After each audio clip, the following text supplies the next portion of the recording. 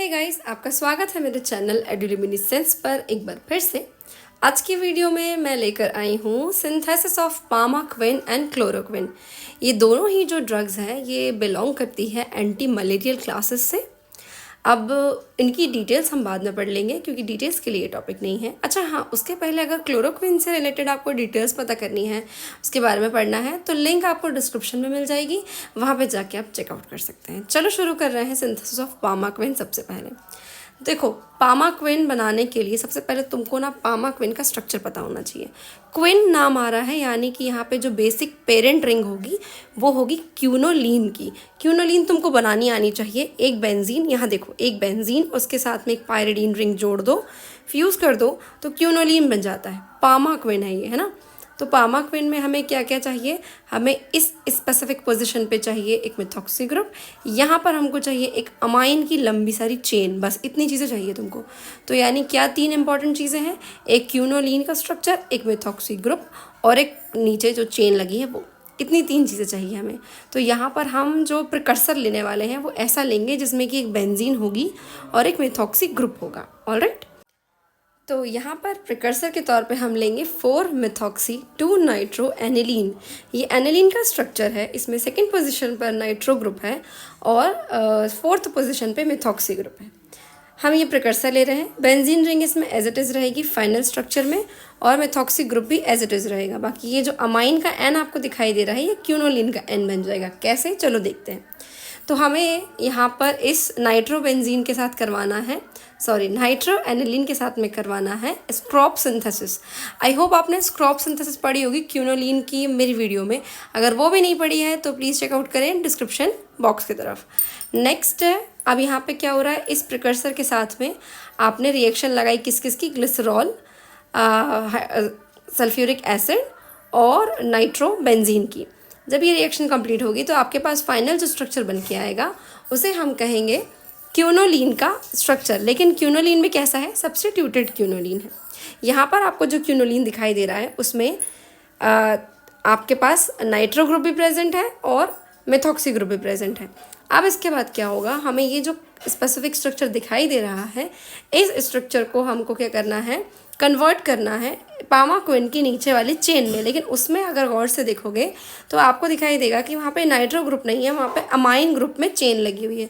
तो पहले हम इस नाइट्रो ग्रुप को अमाइन ग्रुप में कन्वर्ट करेंगे। अब नाइट्रो ग्रुप को अमाइन ग्रुप में कन्वर्ट करने के लिए सिंपल सा काम है, हम यहाँ पे कर देंगे रिडक्शन। तो जैसे ही रिडक्शन करेंगे तो हमारे पास बन के आएगा कौन सा स्ट्रक्चर, जो कि यहाँ पर आपको दिखाई दे रहा है। स्ट्रक्चर का नाम है 8 अमाइनो 6 मेथॉक्सी क्यूनोलीन। तो ये जो स्ट्रक्चर आपको बन के दिखाई दे रहा है, अब सिर्फ इसमें आपको NH2 पर एक ब्रांच ऐड करनी है H को रिमूव करके। तो उसके लिए आप जो यहाँ पर कंपाउंड इस्तेमाल करेंगे वो है ये। इस कंपाउंड का नाम क्या है? इस कंपाउंड का नाम है 4 ब्रोमो। ध्यान से सुनिएगा, मैं मेंशन भी कर रही हूँ लिखकर, 4 ब्रोमो डाइइथाइल पेंटेन अमाइन। ठीक है, इस स्ट्रक्चर की जब हम रिएक्शन लगाएंगे तो NH2 से एक H रिमूव होगा और यहाँ पर Br रिमूव होगा, यानी टोटल क्या निकला? HBr रिमूव हो जाएगा और पूरी की पूरी चेन यहाँ पर आकर जुड़ जाएगी और बन जाएगा पामाक्विन। काफ़ी छोटी और इजी सिंथेसिस है इसकी। चलो जल्दी से हम इसी तरह से क्लोरोक्विन की सिंथेसिस की बात कर लेते हैं। चलो तो फिर अब क्लोरोक्विन की सिंथेसिस समझने के लिए पहले क्लोरोक्विन का स्ट्रक्चर समझो। क्लोरोक्विन का स्ट्रक्चर यहाँ नीचे देखो गौर से, इसमें भी क्या चीज़ है? आपको एक क्यूनोलीन का स्ट्रक्चर चाहिए। क्यूनोलीन क्योंकि ये कह रहा है मैं क्लोरोक्विन हूँ, तो इसके अंदर एक क्लोरो ग्रुप होना ही चाहिए, जो कि यहाँ पर 7th पोजीशन पे प्रेजेंट है। फिर आपको चाहिए एक ब्रांच जिसके अंदर क्या प्रेजेंट हो? बिल्कुल वही का वही जो थोड़ी देर पहले आपने पामाक्विन में पढ़ा। तो ये स्ट्रक्चर और ये जो सिंथेसिस है वो भी बहुत इजी है। चलो स्टार्ट कर रहे हैं। अब तुमको चाहिए क्यूनोलीन, है ना, एज प्रिकर्सर। तो प्रिकर्सर में हम ले लेंगे एक ऐसा क्यूनोलीन जिसके 7th पोजीशन पे क्या प्रेजेंट होगा?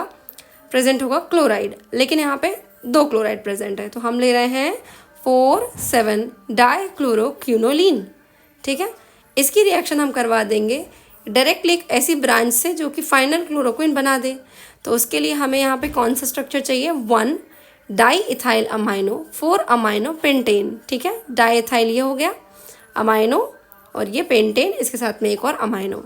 ठीक है, तो अब इनकी जब रिएक्शन होगी तो ऊपर वाला ये Cl और यहाँ से N के पास से एक H रिमूव होंगे, यानी कि HCl रिमूव होगा और फाइनली ये पूरा स्ट्रक्चर जुड़ जाएगा, क्लोरोक्विन बन जाएगा। ठीक है, ये काइन मास्टर के लोगों की वजह से शायद आपको दिखाई ना दे, मैं कोशिश करूँगी आपको दिखाई दे जाए।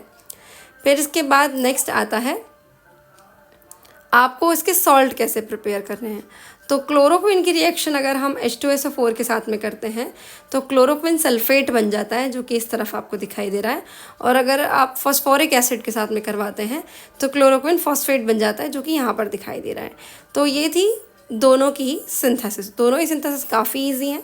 अगर आपको दोनों सिंथेसिस समझ में आई हो, वीडियो पसंद आई हो, तो प्लीज़ इसको लाइक कर दीजिएगा, शेयर कर दीजिएगा। चैनल को सब्सक्राइब नहीं किया है तो प्लीज़ इसे सब्सक्राइब करें, जुड़ जाए मेरे साथ मेरे चैनल जिसका नाम है एड्यूल्यूमिनेसेंस। Thanks for watching.